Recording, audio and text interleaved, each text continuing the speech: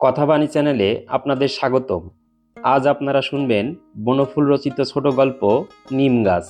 কেউ ছালটা ছাড়িয়ে নিয়ে সিদ্ধ করছে, পাতাগুলো ছিঁড়ে শিলে পিষছে, কেউ কেউ বা ভাজছে গরম তেলে, খোস দাঁত হাজা চুলকানিতে লাগাবে। চর্মরোগের অব্যর্থ মহাঔষধ। কচি পাতাগুলো খায়ও অনেকে, এমনি কাঁচাই কিংবা ভেজে বেগুন সহযোগে। যকৃতের পক্ষে ভারী উপকার। কচি ডালগুলো ভেঙে চিবোয় কত লোক, দাঁত ভালো থাকে।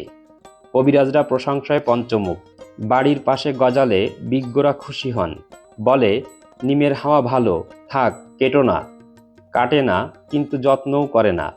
আবর্জনা জমে এসে চারিদিকে, শান দিয়ে বাদিয়েও দেয় কেউ, সে আর এক আবর্জনা। হঠাৎ একদিন একটা নতুন ধরনের লোক এলো, মুগ্ধ দৃষ্টিতে চেয়ে রইল নিম গাছের দিকে। ছাল তুললে না, পাতা ছিঁড়লে না, ডাল ভাঙলে না, মুগ্ধ দৃষ্টিতে চেয়ে রইল শুধু। বলে উঠল, বাহ, কি সুন্দর পাতাগুলি, কি রূপ! থোকা থোকা ফুলেরই বা কি বাহার! এক ঝাঁক নক্ষত্র নেমে এসেছে যেন নীল আকাশ থেকে সবুজ সায়রে। বাহ! খানিকক্ষণ চেয়ে থেকে চলে গেল। কবিরাজ নয়, কবি। নিম গাছটার ইচ্ছে করতে লাগলো লোকটার সঙ্গে চলে যায়, কিন্তু পারলে না। মাটির ভিতরে শিকড় অনেক দূরে চলে গেছে।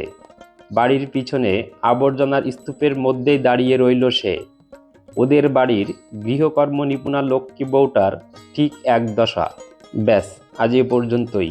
যদি গল্পটি ভালো লাগে তাহলে চ্যানেলটি সাবস্ক্রাইব করুন এবং লাইক, কমেন্ট ও শেয়ার করুন। ধন্যবাদ।